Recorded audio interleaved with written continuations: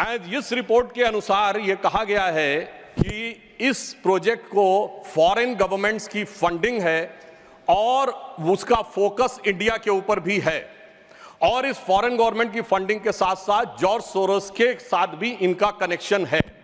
अब ये केवल हम एक रिपोर्ट के आधार पर नहीं कह रहे हैं सभापति महोदय, मैं सदन का ध्यान आकृष्ट करना चाहूंगा कि विगत 3 वर्षों से यह क्या एक संयोग है कि जिस समय भारत की संसद का सत्र चलता है, मैं सिर्फ एक संयोग बता रहा हूं, भारतीय फार्मर्स के बारे में रिपोर्ट आती है 3 फरवरी 2021, बजट सत्र है 29 जनवरी 2021।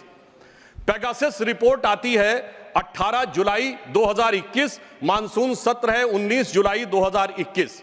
उसके बाद 31 जनवरी 2023 से भारत की संसद का बजट सत्र शुरू होता है और 24 जनवरी 2023 को हिंडनबर्ग रिपोर्ट आती है।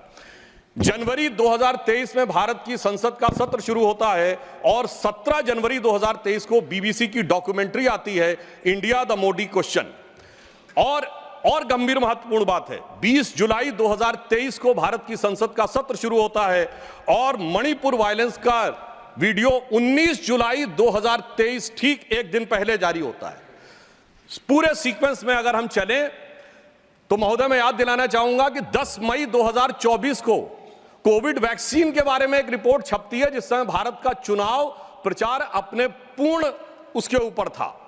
फिर अभी वर्तमान सत्र हम बताना चाहते हैं कि मानसून सत्र 22 जुलाई से 9 अगस्त के बीच में शुरू होता है और 10 अगस्त को हिंडनबर्ग की रिपोर्ट आती है। वर्तमान सत्र 25 नवंबर से प्रारंभ होता है और 20 नवंबर को अमेरिकन कोर्ट के एक अटॉर्नी की रिपोर्ट आती है एक बिजनेस हाउस के संदर्भ में। मैं सिर्फ देश के सामने बात रखना चाहता हूं।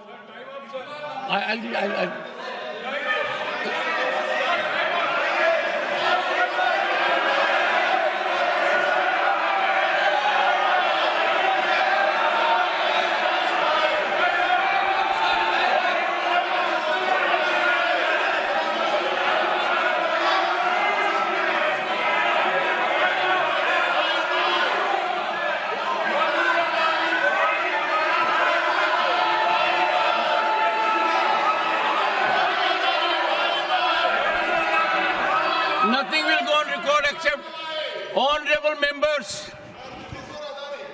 This is honorable members. I'll give honorable members. I will give time because listen to me.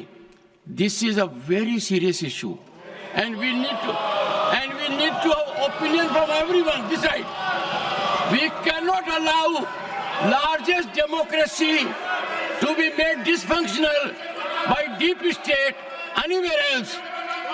This house should be united in neutralizing any trend, any initiative that is pernicious, dangerous to our sovereignty.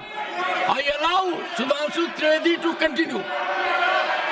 मैं सिर्फ ये बताना चाहता हूं कि विगत चुनाव भारत के राजनीतिक इतिहास के एकमात्र चुनाव थे जब विदेश में कोई रिपोर्ट नहीं, मैं विपक्ष सदस्यों से कहना चाहता हूं रिपोर्ट नहीं, भारत के इतिहास का एकमात्र चुनाव था जब विदेश की एक गवर्नमेंट ने, रशियन गवर्नमेंट ने ऑफिशियल स्टेटमेंट दिया कि भारत के चुनावों में विदेशी हस्तक्षेप हो रहा है। ऐसा भारत के इतिहास में कभी नहीं हुआ और इसके बाद दूसरी सरकार के द्वारा उसका खंडन किया गया। महोदय मैं अपने विपक्ष के साथियों से पूछना चाहता हूं कि यह जान के हो रहा है या अनजाने में? अगर अनजाने में हो रहा है तो ईमानदारी से आइए और खुलकर चर्चा करिए, यदि जान के हो रहा है तो मैं अनुरोध करना चाहूंगा कि इसके ऊपर गहन जांच होनी चाहिए, क्योंकि निरंतर मैंने सभापति महोदय कोई घटना कोट नहीं की है, मैंने केवल एक रिपोर्ट कोट नहीं की है, मैंने 3 वर्षों का सीक्वेंस दिया है और जो सदन में बैठा हुआ हर व्यक्ति इसके साथ अपने साथ बिल्कुल साफ साफ उसे देख सकता है। और मगर मैं यह भी कहना चाहता हूं सभापति महोदय कि जिन लोगों के दिल में यह ख्वाब है, यह बड़ी एक सहज स्वाभाविक सी बात है, जिन लोगों के दिल में यह ख्वाब है कि वो भारत को झुका लेंगे, तो मैं उनसे कहना चाहता हूं कि हम श्री नरेंद्र मोदी जी के नेतृत्व में जिस प्रकार से आगे बढ़ रहे हैं, ये मत सोचें कि विदेश से किसी चीज का आज प्रभाव पड़ने वाला, आज भारत अपने स्वाभिमान के साथ आगे बढ़ रहा है। मैं उन लोगों के लिए कहना चाहूंगा, सर जो विदेश में जाकर यहाँ विचार करते हैं, जो कहते हैं डिफेंडर्स ऑफ डेमोक्रेसी यहाँ क्यों नहीं कर रहे हैं? सर डिफेंडर्स ऑफ डेमोक्रेसी जिनको कहते थे वो प्रधानमंत्री जी की तारीफ कर रहे हैं। इसलिए मैं कहना चाहूंगा, विदेश का लाभ लेकर, विदेश की छांव लेकर जो भारत में हो रहा है, उनके लिए एक पंक्ति कहना चाहूंगा कि अपने वतन पर सदियों तक है रही हुकूमत गैरों की, लेकिन कुछ चेहरों पर अब तक धूल है उनके पैरों की। इसलिए मैं सभापति जी, mister Derek O'Brien, Derek O'Brien